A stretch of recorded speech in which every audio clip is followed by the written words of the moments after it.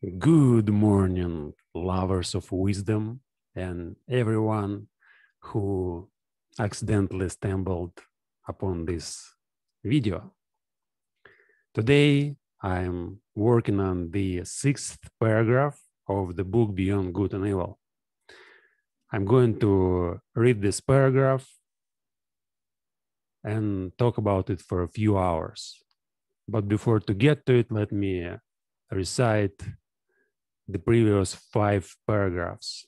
So this is how I work on this book. I read a paragraph, analyze it, integrate it in my personal experience, and finally memorize it. Then I take some rest and go on repeating the cycle. Anyway, so this is the beginning of this book. 1.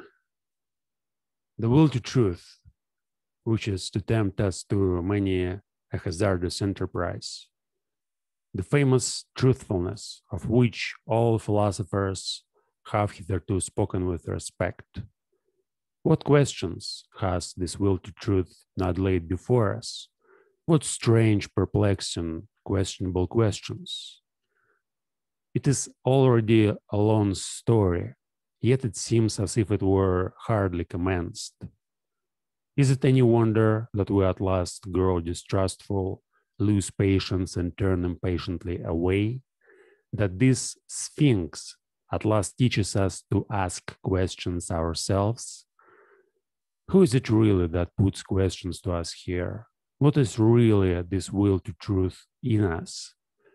In fact, we made a long halt at the question as to the origin of this will, until at last we came to an absolute standstill before a yet more fundamental question. We inquired about the value of this will. Granted that we want the truth, why not rather untruth and uncertainty, even ignorance? The problem of the value of truth presented itself before us, or was it we who presented ourselves before the problem? Which of us is the Oedipus here? Which the Sphinx? It would be a rendezvous of questions and knots of interrogation. And could it be believed that it at last seems to us as if the problem had never been propounded before, as if we were the first to discern it, get a sight of it, and risk raising it? For there is risk in raising it. Perhaps there is no greater risk. 2. How could anything originate out of its opposite? For example, truth out of error, or the will to truth out of the will to deception, or the generous deed out of selfishness, or the sun-bright vision of the wise man out of covetousness. Such genius is impossible. Whoever dreams of it is a fool, nay, worse than a fool. Things of the highest value must have a different origin, an origin of their own. In this transitory, seductive, illusory, paltry world, in this turmoil of delusion and cupidity, they cannot have their source, but rather in the lap of being, in the intransitive, in the concealed God, in the thing in itself. There must be their source and nowhere else. This mode of reasoning encloses the typical prejudice by which metaphysicians of all time can be recognized. This mode of valuation is at the back of all their logical procedures.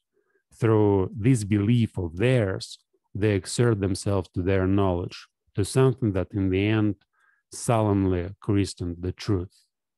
The fundamental belief of metaphysicians is the belief in the antithesis of values.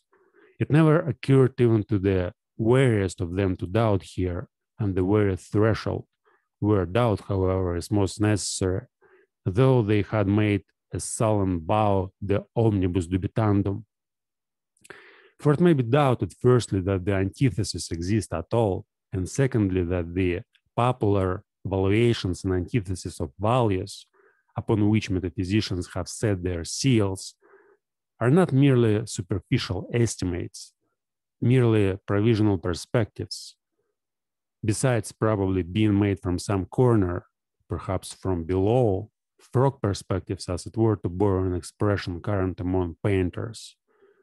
In spite of all the value which may belong to the truth, the positive, and the unselfish, it might be possible that a higher and more fundamental value, generally for life, should be assigned to pretense, to the will to delusion, to selfishness and cupidity. It might even be possible that what constitutes these good and respected things consists precisely in their being insidiously related, knotted and crocheted to those evil and apparently opposed things, perhaps being essentially identical with them, perhaps. But who wishes to concern himself with such dangerous perhapses?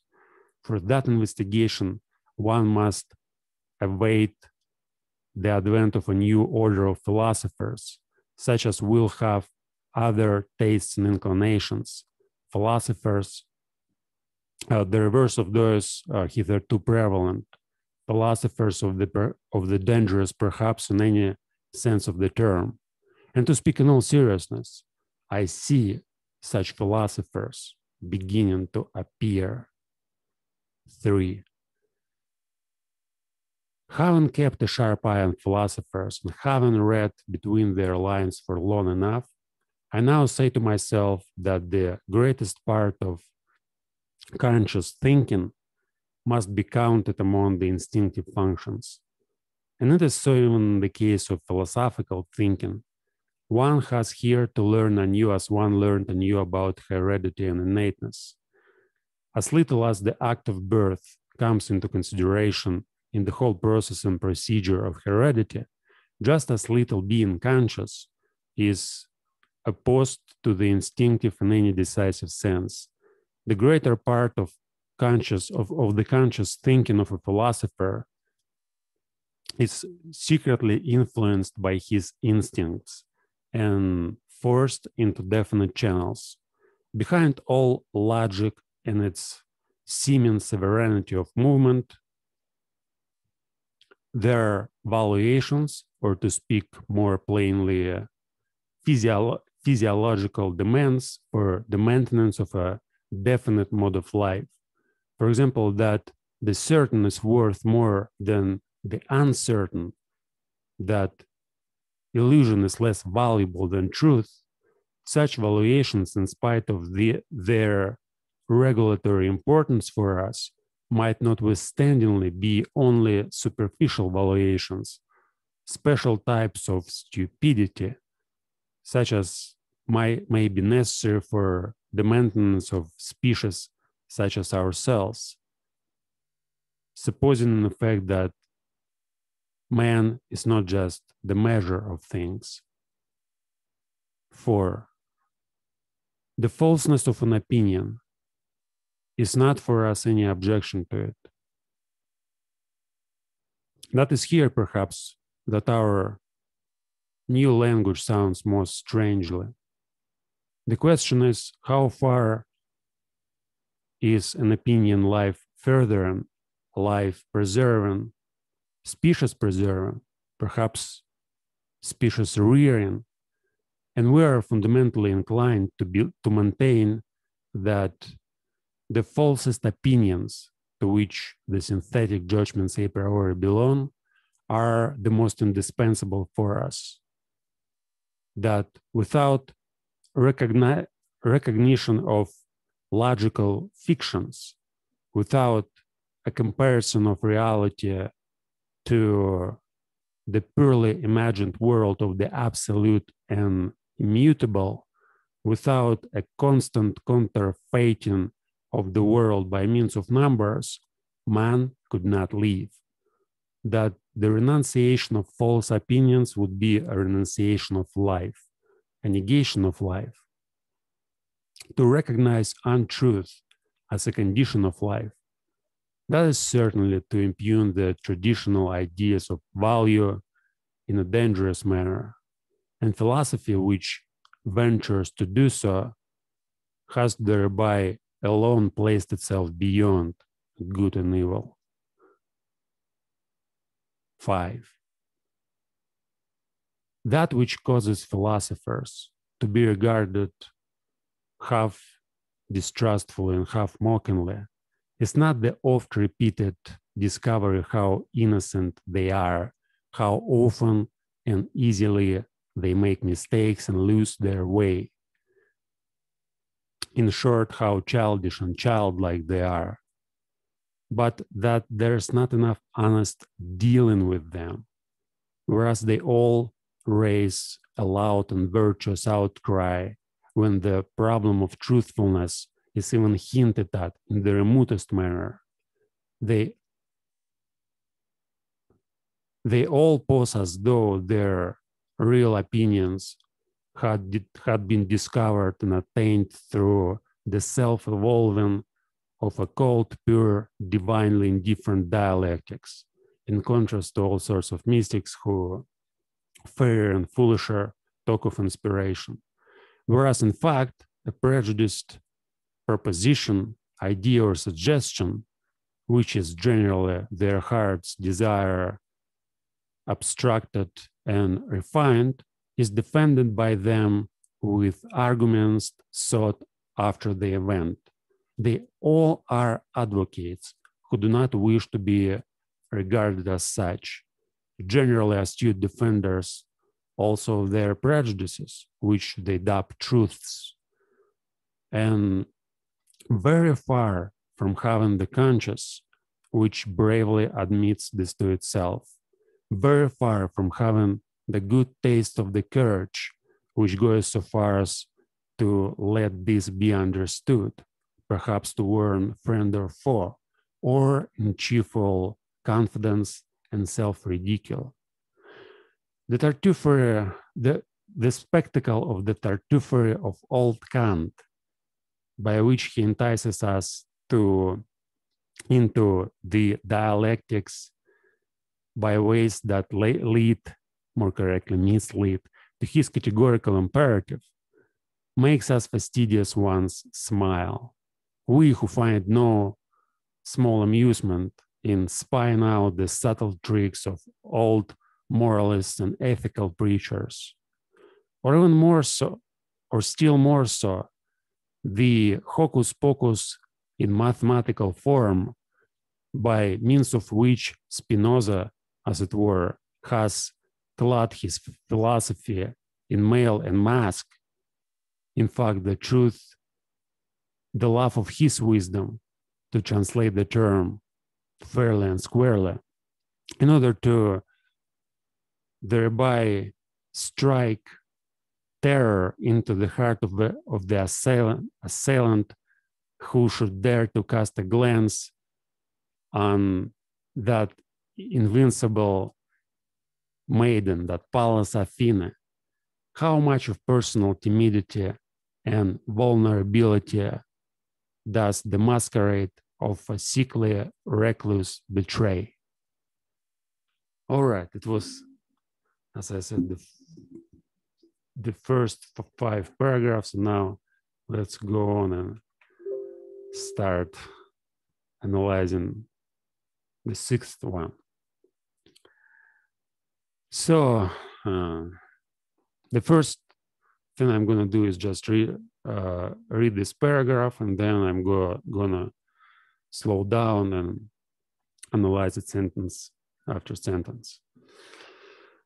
It has gradually become clear to me that whatever great philosophy up till now has consisted of, namely the confession of its originator and a species of involuntary and unconscious autobiography, and moreover that the moral or immoral purpose in every philosophy has constituted the true vital germ out of which the entire plant has always grown.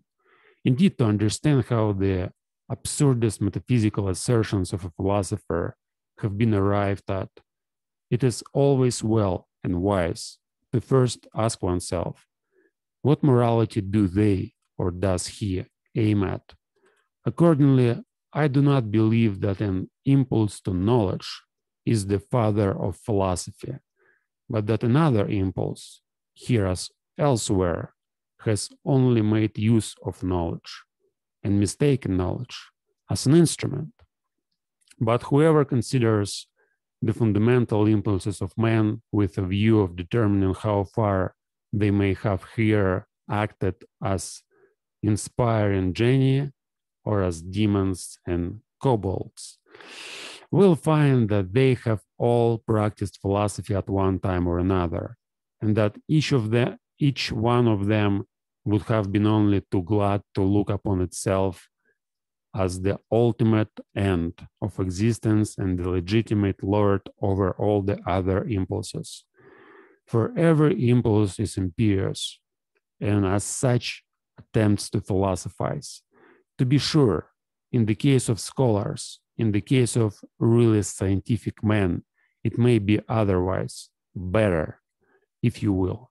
There may really be such a thing as an impulse to knowledge, some kind of small, independent clockwork, which, when well wounded up, works away industriously to that end, without the rest of the scholarly impulses taking any material part therein. The actual interests of the scholar, therefore, are generally in quite another direction, in the family perhaps, or in money making, or in politics. It is in fact almost indifferent at what point of research his little machine is placed, and whether the hopeful young worker becomes a good philologist, a mushroom specialist, or a chemist. He is not characterized by becoming this or that. In the philosopher, on the contrary, there is absolutely nothing impersonal, and above all, his morality furnishes a decided and decisive testimony as to who he is. That is to say, in what order the deepest impulses of his nature stand to each other.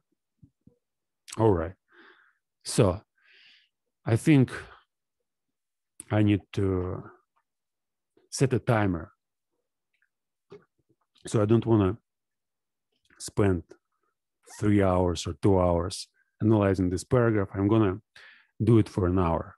No more than an hour. If I go too far aside, and let's say at the end of first 50 minutes, I'll get only through half of the paragraph, I'll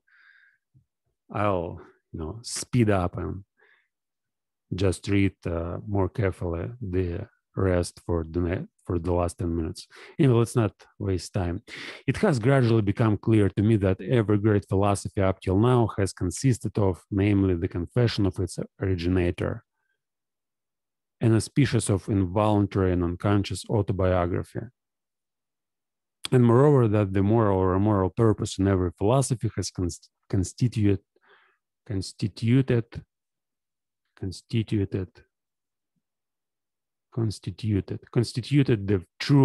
germ out of which the entire plant has always grown.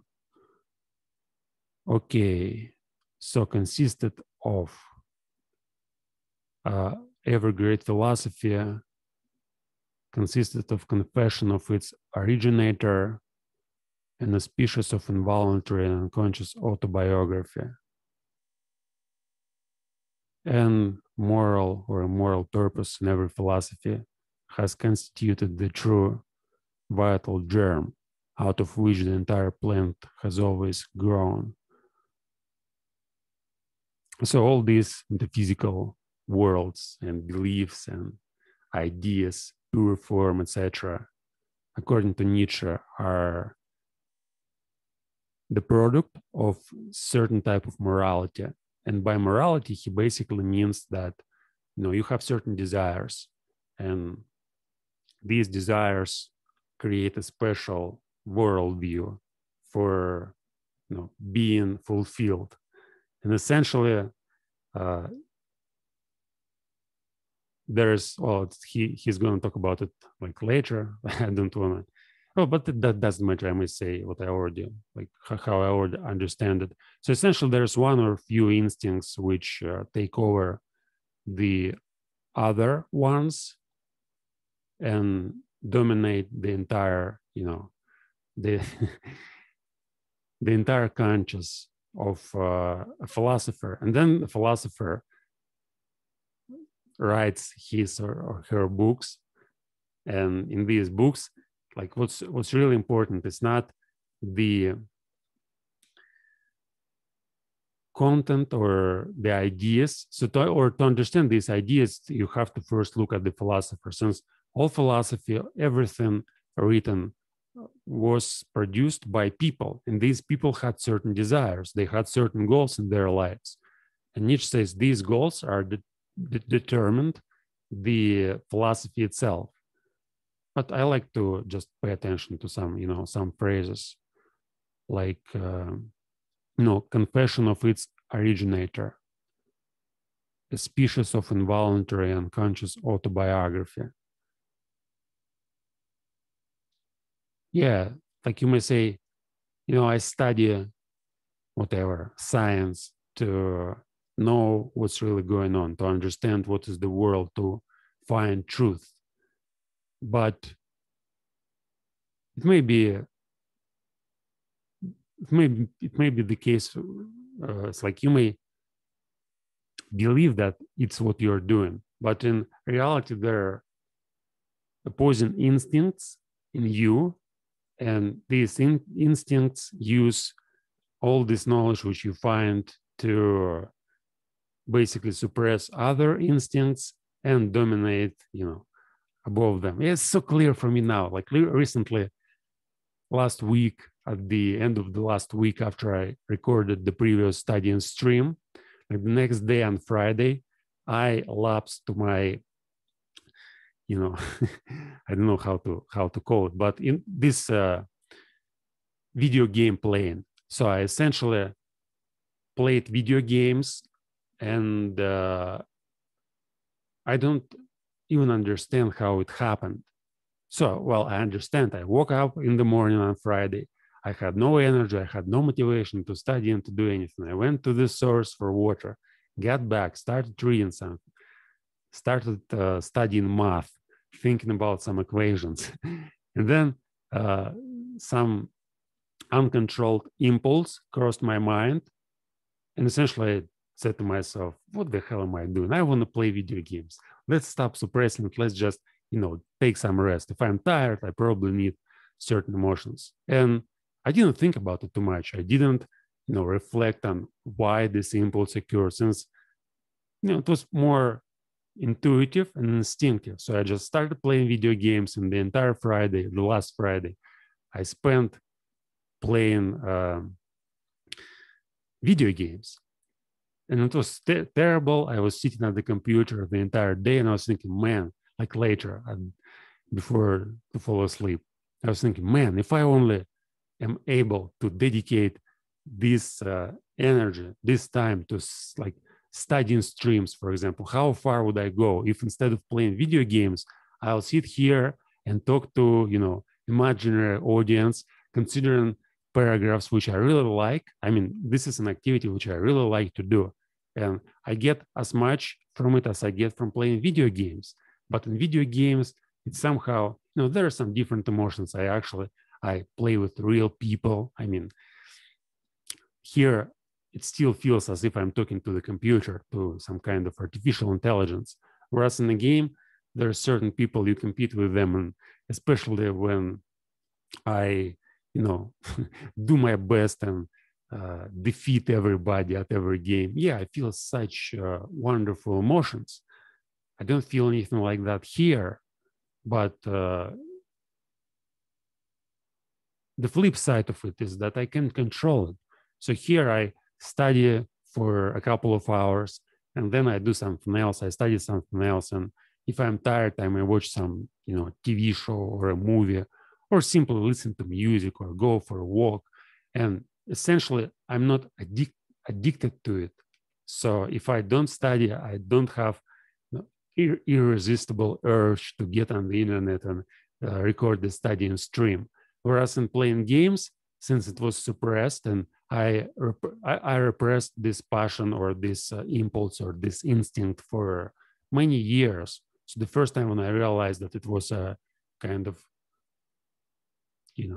something silly, it was 2007, and before that I've been playing video games from the age of 6, and it was the main passion which I had in life. I mean, I didn't care about studying. When I went to school, I didn't care about any subject, like nothing. When I came home, I didn't care about homework, and I didn't do anything. I didn't read books. I was playing Dandy, Sega, later video games, etc. And only when I grew up, I realized at the age of 20, 21, 22, I realized, wow, man, it was such a silly thing. It's like I wasted half of my life playing video games. Yeah, I've achieved something in these video games. I became, a champion in a couple of these games. But who cares about it? And yeah, and I started, I guess 2007 when I first started. No, it was kind of vague thoughts.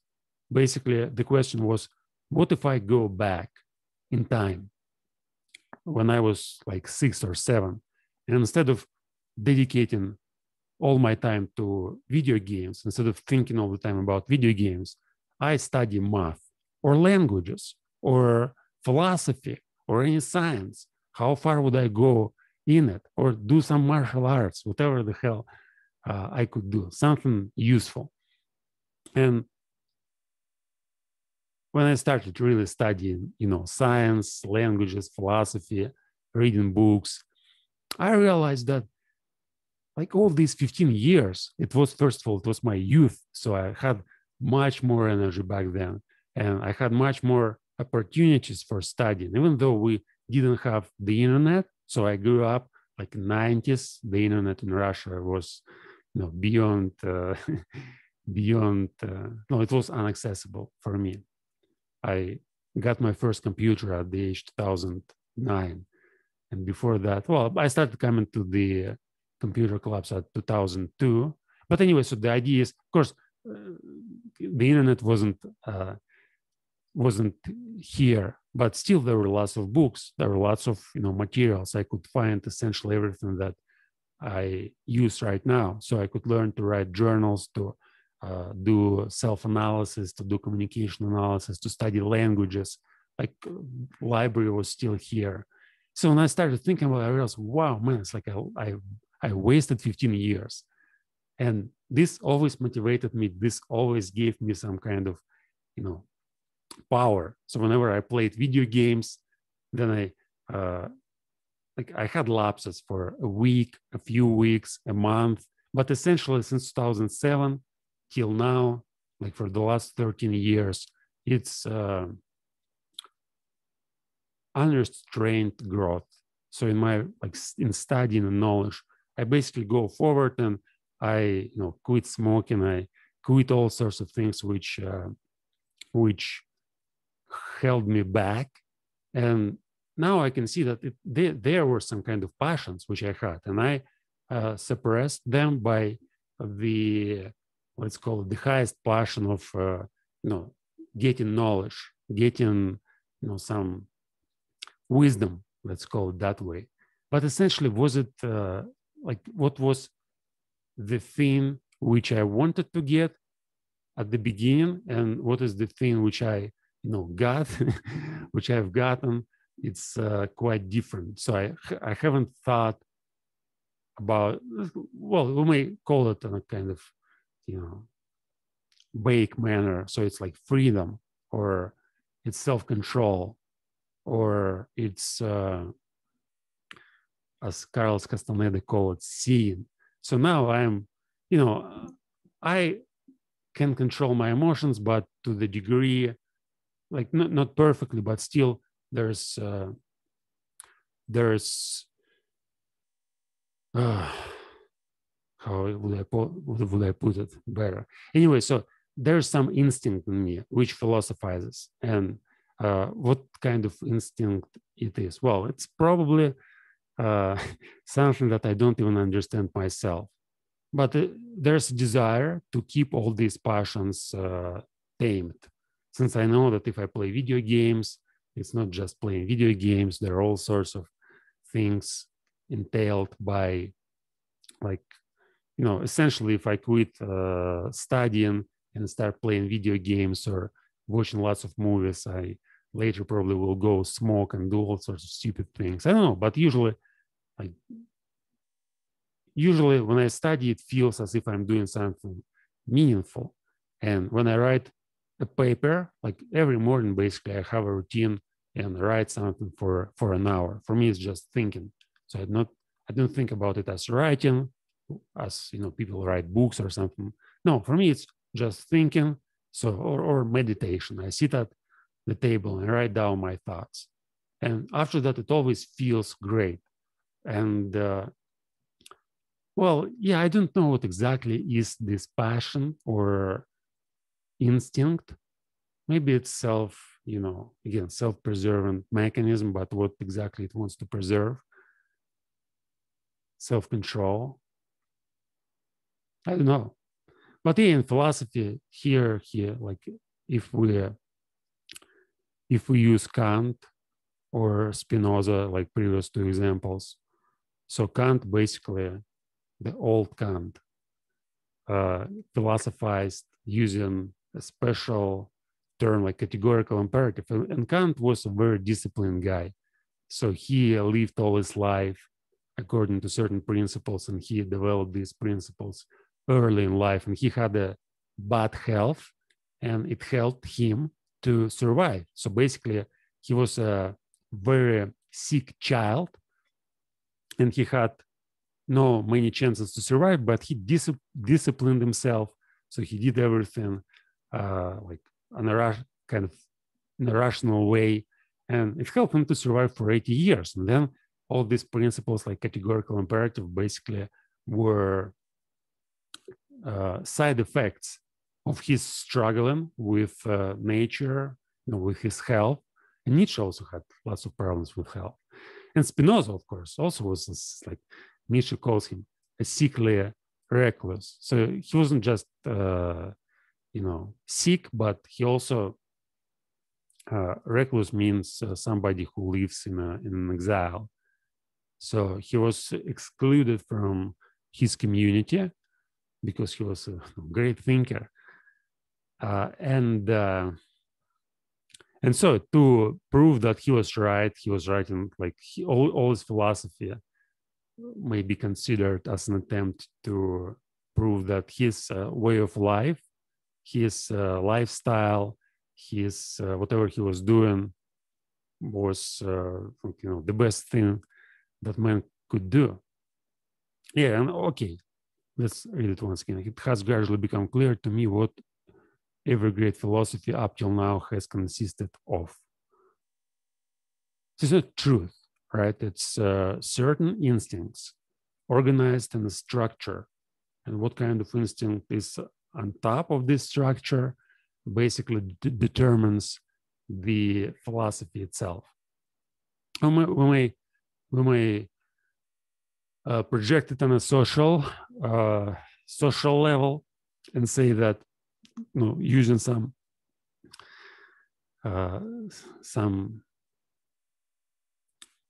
ideas like class struggle, let's say. So it seems that there are two major types of people.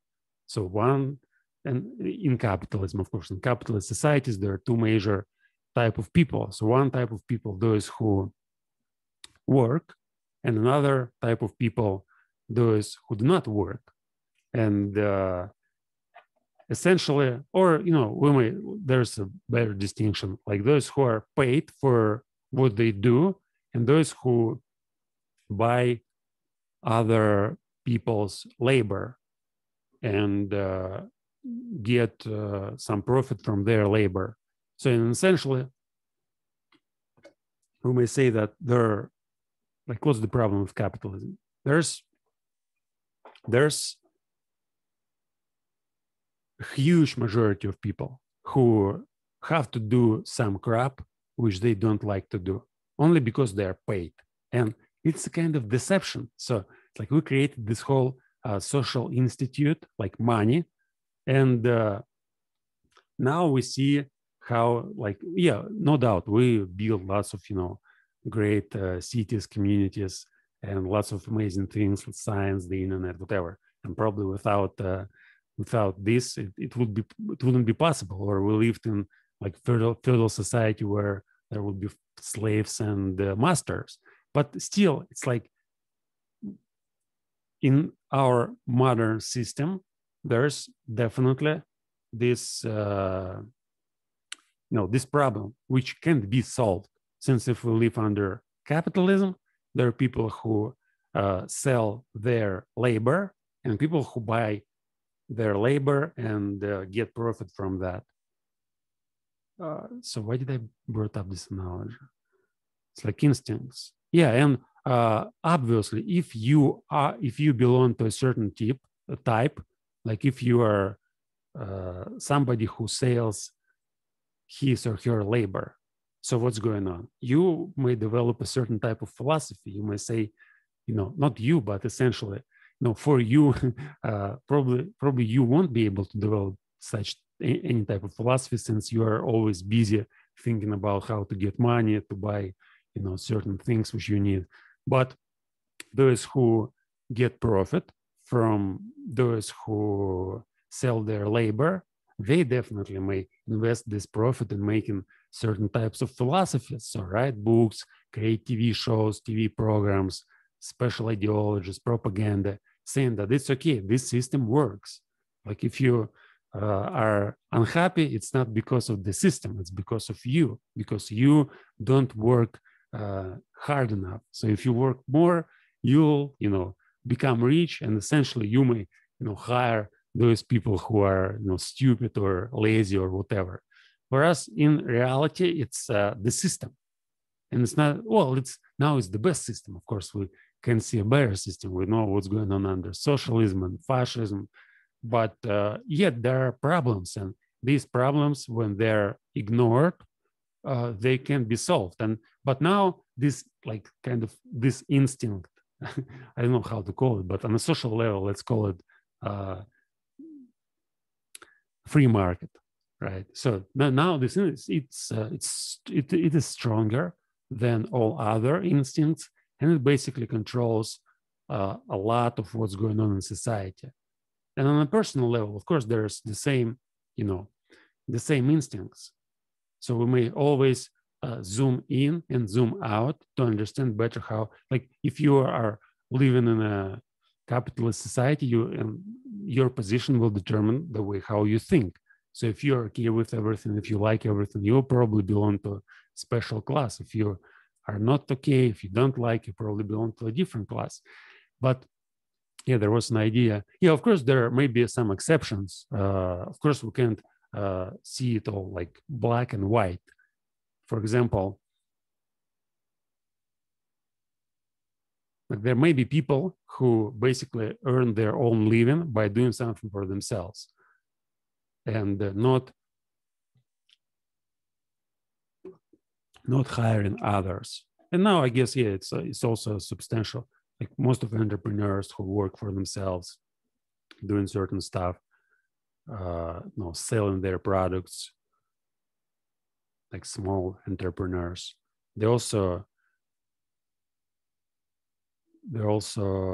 constitute a large part of society. But still, this, that's probably why it's still working. So if there were only capitalists and the proletariat, it wouldn't probably work too much. Proletariat eventually will overthrow capitalists, or or not, who knows. Anyway, okay, let's go on. And I've spent 20 minutes talking about the first sentence. Indeed, to understand how the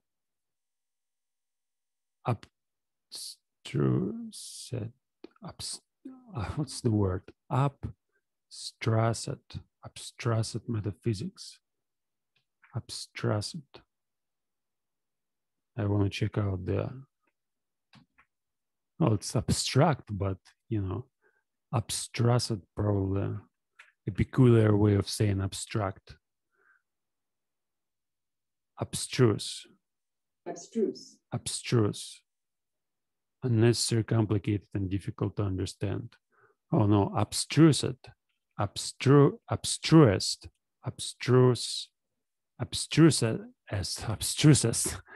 Abstrusest. Damn it. Indeed, to understand how the abstrusest metaphysical assertions of a philosopher have been arrived at, it is always well and wise to first ask oneself, what morality do they or does he aim at? Okay, it's actually a key phrase here. abstrusest metaphysical assertions.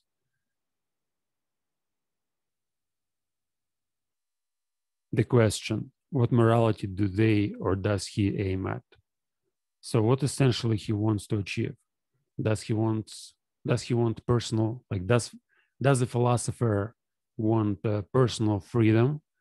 Does he want to enslave everybody and command the herd?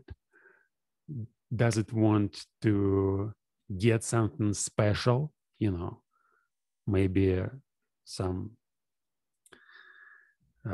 recognition or approval, or maybe some place in government, whatever the hell he wants?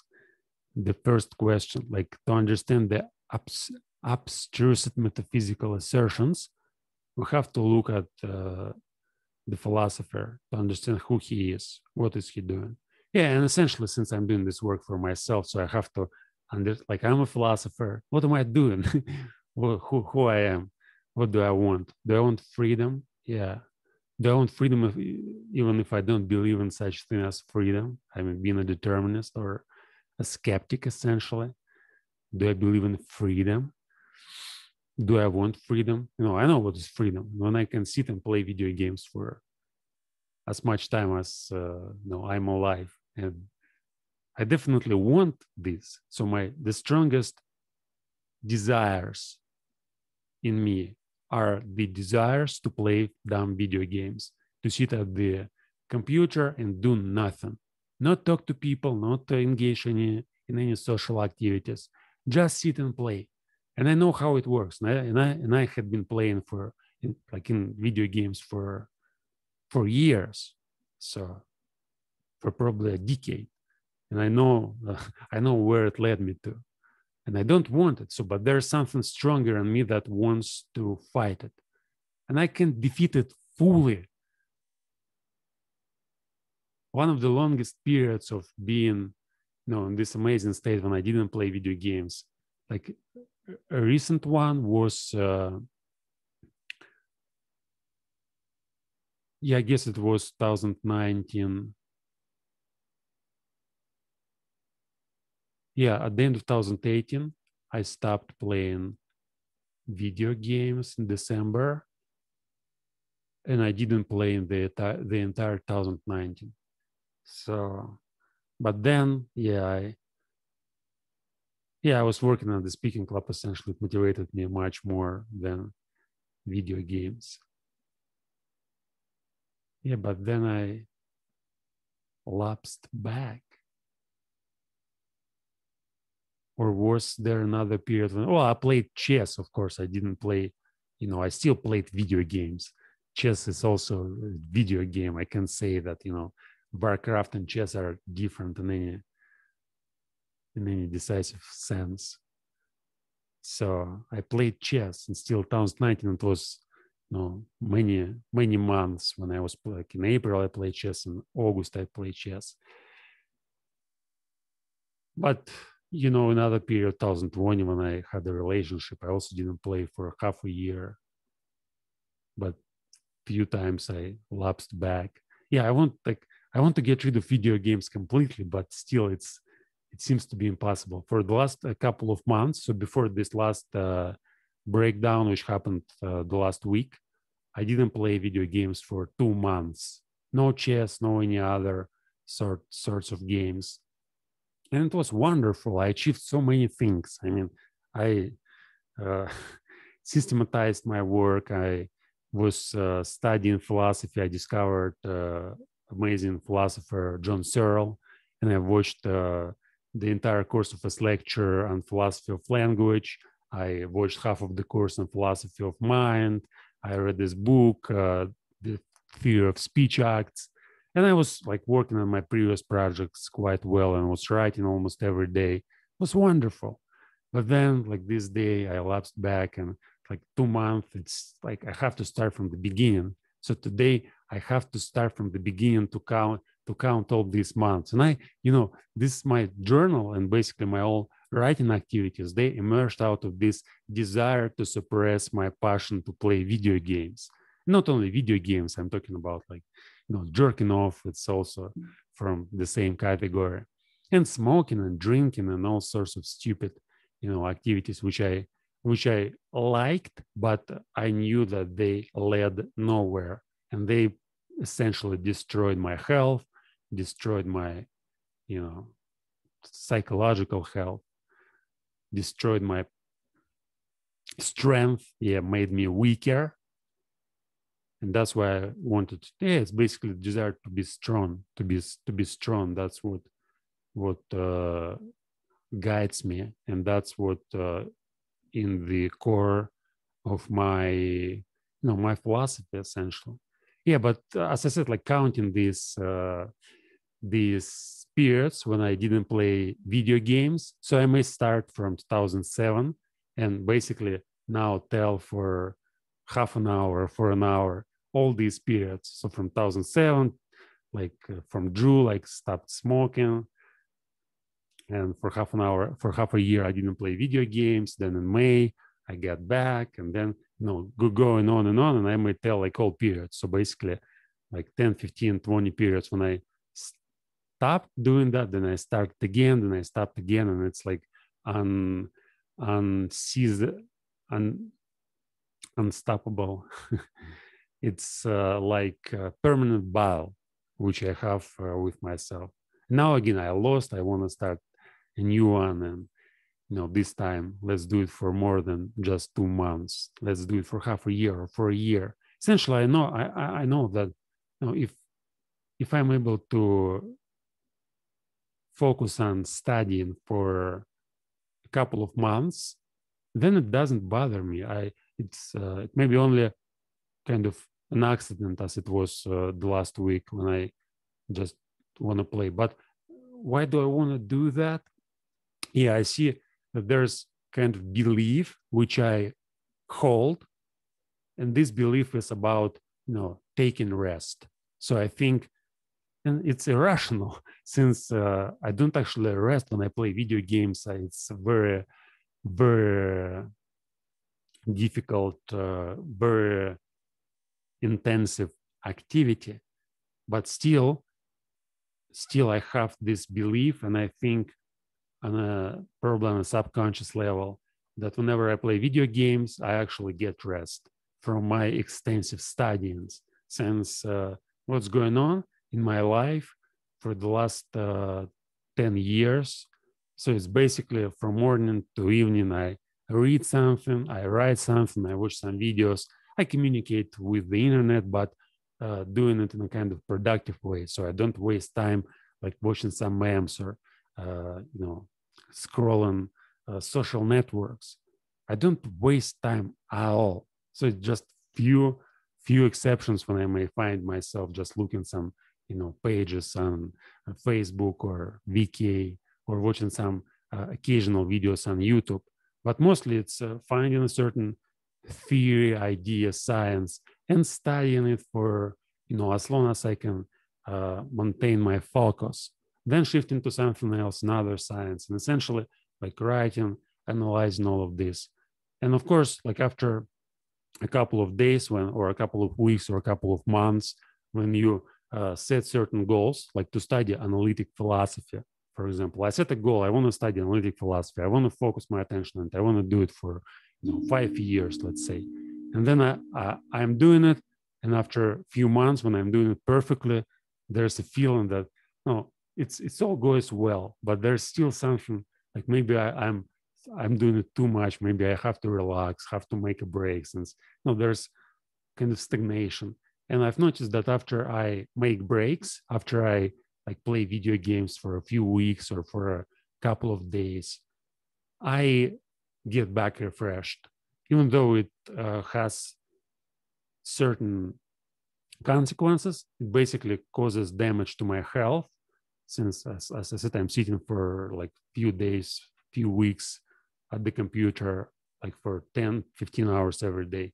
But still, it refreshes my motivation, refreshes my mind, my consciousness. And quite often I find new achievements made exactly after these breaks. So that's probably why I get back to them all again and again. But on a rational level, yeah, I'm trying to convince myself, no, it's all stupid.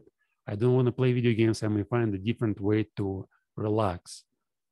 It may be watching some stupid cartoons. It may be watching some movies, some TV shows, or I may get back to Russian language and watch something in Russian, some lectures which I watched before, or maybe again some movies or cartoons. Since for me, I can't relax when I would prefer to go for a walk and relax, or to run, but that's what I'm doing either. So it's not just, I can't relax when I go for a walk, since I'm thinking, and I can't relax when I'm running, since it's also kind of physical activity, and my body and my language needs some kind of rest. And that's why probably like this is my morality. So basically, to overcome the weak parts of my personality, to suppress them in a healthy way and keep them tamed inside, or use them, or switch them to some kind of productive work. Yeah, there are many brilliant analogies which I made, like in metaphors which I made when I was writing in Russian language and analyzing this problem, what was going on, like inner government. So basically, I have some hurt inside and some masters, and these instincts which lead me to study, to do exercises, to think. It's like noble instincts, and those instincts which lead me to, eat some junk food and play video games, jerk off, watch porn, watch some stupid videos. It's kind of crowd which I'm trying to keep keep busy and not allowing it to get power. Anyway, accordingly, I do not believe that an impulse to knowledge is the father of philosophy, but that another impulse here as elsewhere has only made use of knowledge and mistaken knowledge as an instrument. So essentially, what he wants to say, like impulse to knowledge, philosophers always justify themselves saying that the ultimate thing they want is truth. They want to know what's going on, what is the world, who they are, what we are, what is nature, what is God. And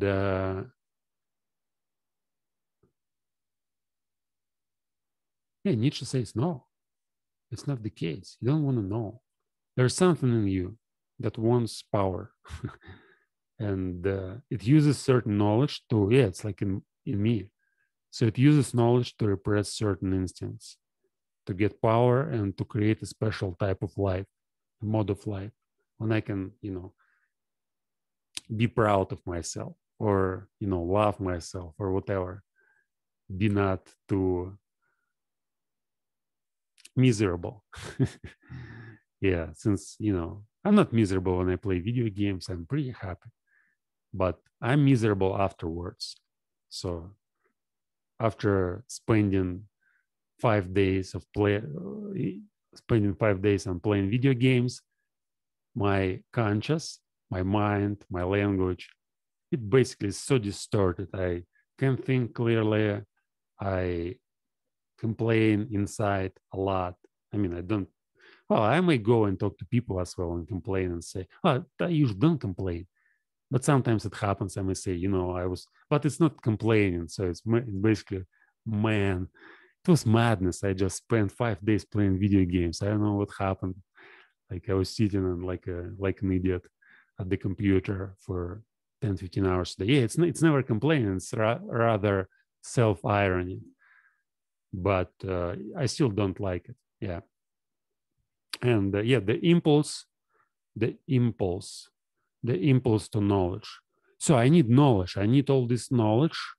I need all these activities and studying, not to know the truth or what's going on, what's real, what's unreal, but I needed simply to control my passions, to to live a calm and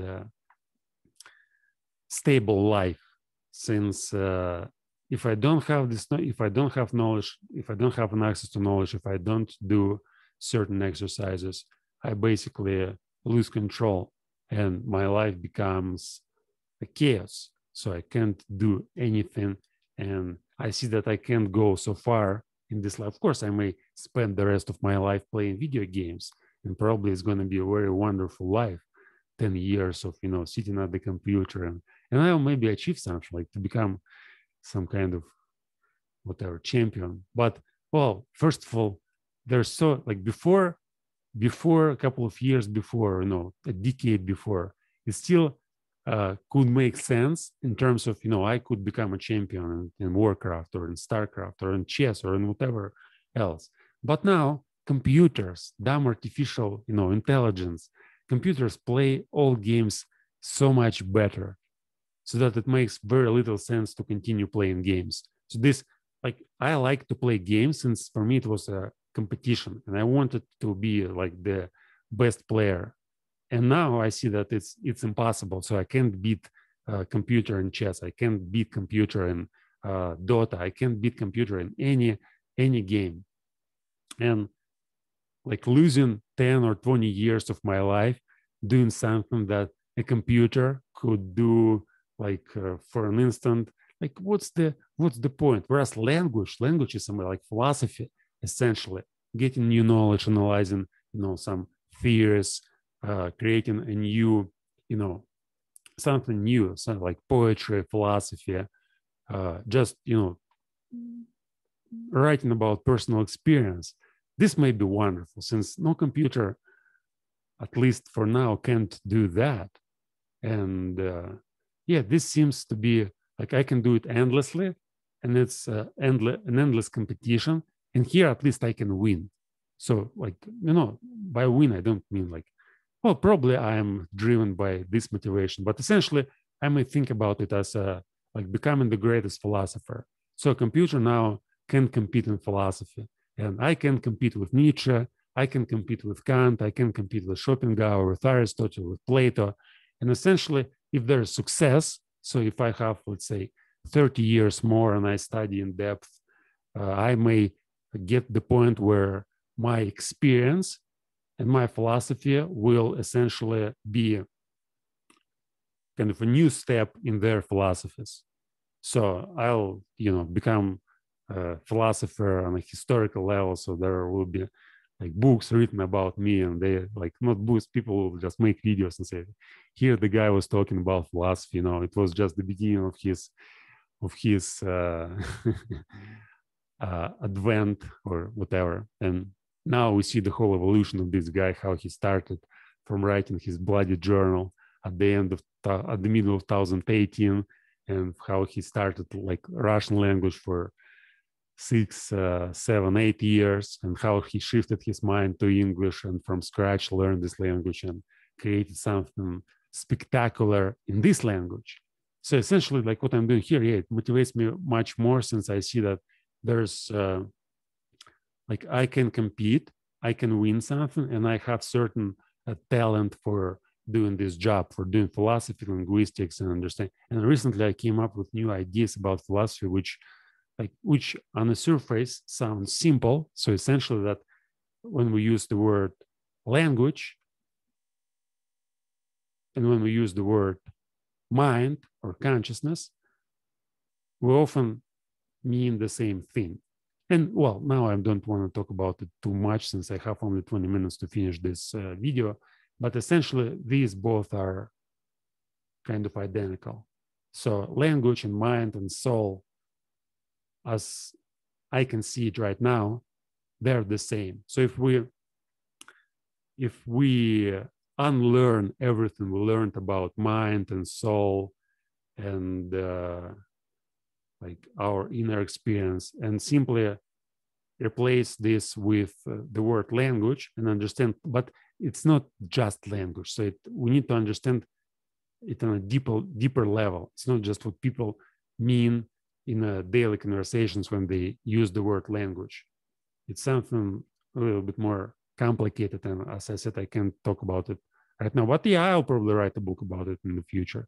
But it seems to be something that very few people right now can understand. Anyway, so impulse to knowledge. Impulse to knowledge, well, some kind of, yeah, let's read it once again. What morality do they or does he aim at? Accordingly, I do not believe that an impulse to knowledge is the father of philosophy, a curiosity, as Plato put it. The curiosity is the father of philosophy. He says no, but another impulse, here as elsewhere, has only made use of knowledge and mistaken knowledge as an instrument. It's not just curiosity. It's curiosity plus certain type of intentionality.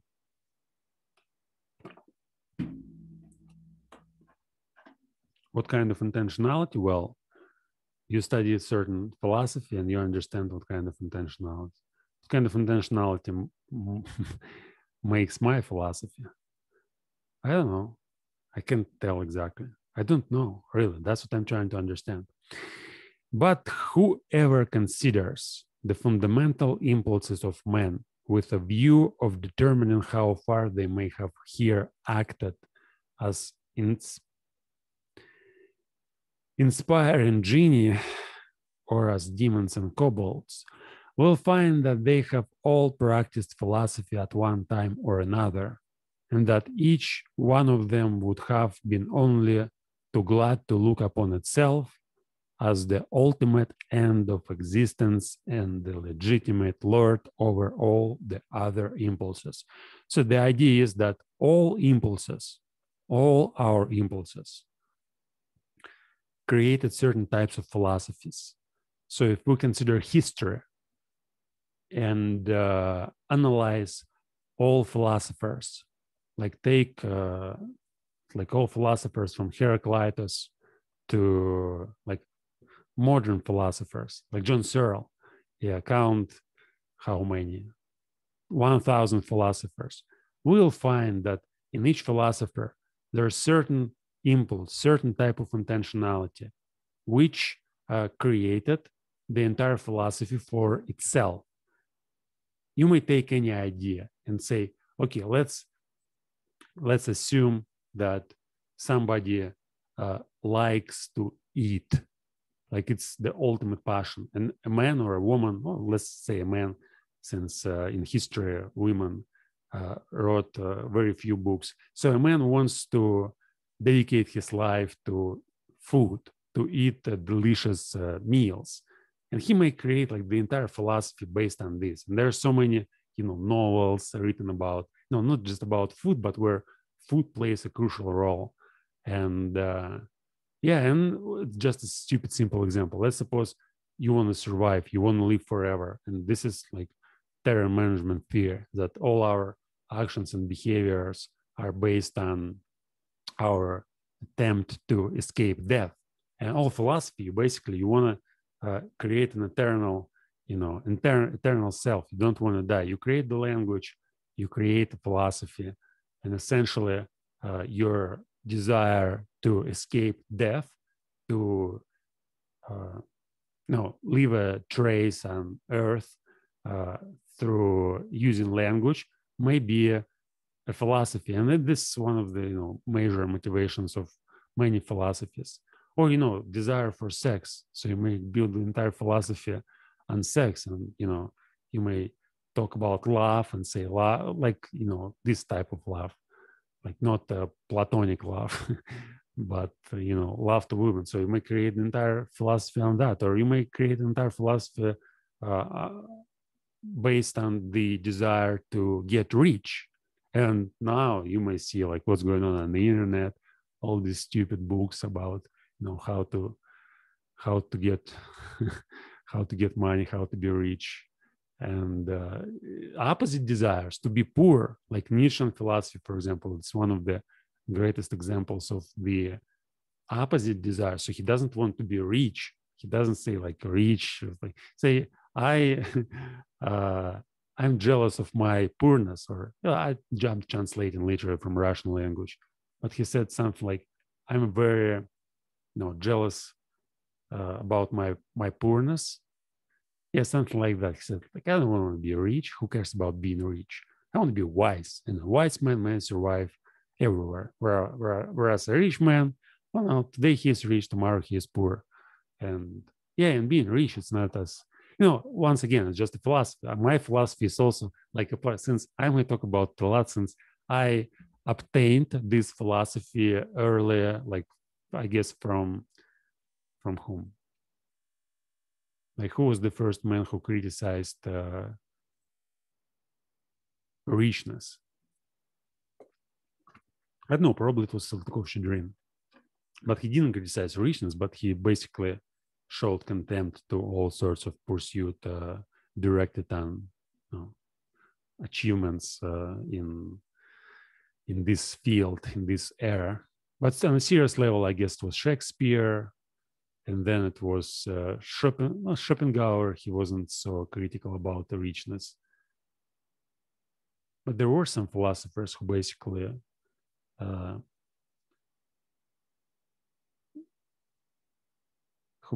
influenced me in this way. But anyway, yeah, for 10 years, I guess, like, I want to be poor. I don't want to be rich. I don't want to be, maybe I just suppressed this desire.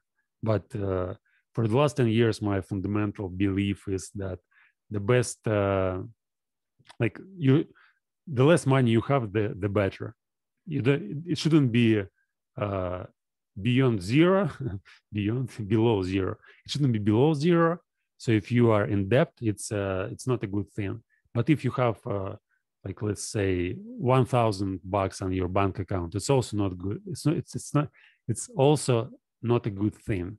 So the best way is like to keep balance at zero, so that you may earn as much as you need to buy food, to buy all sorts of things which are necessary for the maintenance of your life, and that's all. Don't need to have like 10,000 on your bank account to be worried about money and think how to invest them or whatever. Anyway, I have just 10 minutes to finish it. But whoever considers the fundamental impulses of man with a view of determining how far they may have here acted as power and genius will find that they have all practiced philosophy. Yeah, all like essentially take an impulse, take a desire, take a type of intentionality, and you'll find the philosophy based on this impulse. And since the moment when I started developing these themes, these topics for my speaking club, I've been studying many different topics like freedom, wisdom, honesty, confidence, mythology, intelligence, culture, fear, boredom, whatever. Like I may count all of them, but it's not the point here. So I often found some books written about each topic, and that's so exciting to see how many new books appear like every year dedicated to a particular topic. And you basically type something like hope, and you may say like, what can be said about hope? Probably there were some books written in history. There's some ideas like Pandora's box, whatever, and some psychological research. But when I was studying the concept, I essentially, like, first of all, I discovered lots of modern books, and there are people who dedicated like decades to analyzing just one dumb concept and collecting all materials about it, different cultures, how they understand, how they think about hope. And it's almost like you might take any any word, any topic, and find, like, in this sentence, for example, yeah, in every impulse, where's,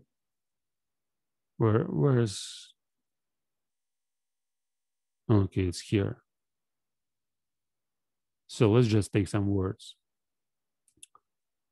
Like the word impulse itself, like let's say it's intentionality, hundreds of books on intentionality, determinism, like philosophies on determinism, acted and inspiration, again, hundreds and thousands of books, demons, kobolds, I'm not mentioning these, but you know, they may be lots of, like, philosophy, time, gladness. Okay, it doesn't, like, the ultimate end or purpose, existence, legitimacy. I mean, like 5-10 words, and you find like there are people who are working on these, you know, ideas and developing them. And inspiration, again, you may take just one word and type it on the internet, on Google, and find countless books. Not countless, but you know, essentially you may find hundreds and thousands of books written about inspiration. And there are people who dedicate, again, their life studying just one dumb concept and creating a philosophy. And then, like, somebody may discover something very strong, and you know, everybody else starts suddenly talking about it, since you know this concept may influence the entire population. It's like a few thousand years ago, you may basically discover something like soul and create entire philosophy based on this idea of soul, and there will be lots of schools. But now there are like schools which may be essentially like centered on just every word. That's so amazing. I mean, that, you know, a certain intention, a certain desire basically take over one's conscious and makes him, you know, work on itself for his life. That's so wonderful. I mean, like this question whether we find certain ideas and develop them, or ideas find us and develop themselves through us. Yeah, but now I have just 5 minutes to finish this paragraph, and I'm already at the beginning, at the middle. I'm only at the middle. But yeah, let me read it slowly. I'm not going to analyze the entire, like the rest of the paragraph, since it may be important. I'm just going to read it and make a short comment for 5-10 minutes and then finish this work. For every impulse is impious, and as such attempts to philosophize. To be sure, in the case of scholars, in the case of really scientific men, it may be otherwise, better, if you will. There may really be such a thing as an impulse to knowledge, some kind of small independent clockwork, which, when well wounded up, works away industriously to that end, without the rest of the scholarly impulses taking any material part therein. The actual interests of the scholar, therefore, are generally in quite another direction, in the family perhaps, or in money making, or in politics. It is in fact almost indifferent at what point of research his little machine is placed, and whether the hopeful young worker becomes a good philologist, a mushroom specialist, or a chemist. He is not characterized by becoming this or that. In the philosopher, on the contrary, there is absolutely nothing impersonal, and above all, his morality furnishes a decided and decisive testimony as to who he is, that is to say, in what order the deepest impulses of his nature stand to each other. Well, he says, like, he kind of mocks scientists, saying that, where is the phrase? Yeah, the actual interest of the scholar. So it's, again, this comparison with social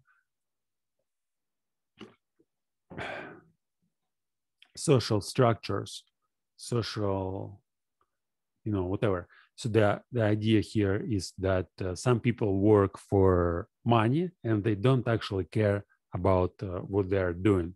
So they care about getting money, and then their actual interests are far beyond their work. So you may be like a bus driver. Let's say you actually don't care about driving a bus. You care about your family. You care about something else, like your whatever else you may care if you're a bus driver. But the idea is that you don't like driving a bus is not something that you really like. It's not your motivation to drive a bus. It's not what determines your sense of identity, or it's not what basically drives you to do certain things. It's just something that you do for something else. And he says, yeah, scholars, there may be some indifferent scholars who may study chemistry. Yeah, what kind of he puts here?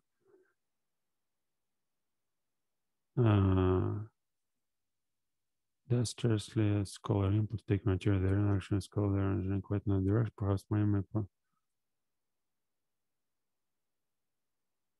yeah, philology, mushroom specialist, or chemist, like don't care about chemistry. You just learn it and to make money, to make your living by either teaching it or working in some laboratory and doing some work, but not for the sake of the work, but for something else. And he says, yeah, it may be the case. And he basically, like Nietzsche, makes fun of people who are find themselves in that position when they do something which is not related to their personality, their whatever inner impulses. But he says, in a philosopher, no, it's not the case. In a philosopher, like everything is personal. Yeah, morality determines who he is and the structure of his motives, of his deepest impulses. Right. So, okay, I've got through the sixth paragraph. Today or tomorrow, in a few days, I'm going to memorize it, then repeat it a few times, and later start a new cycle. So next week, I'll go through another paragraph. Oh, it's quite slow. I guess I'll go through 2 paragraphs, right?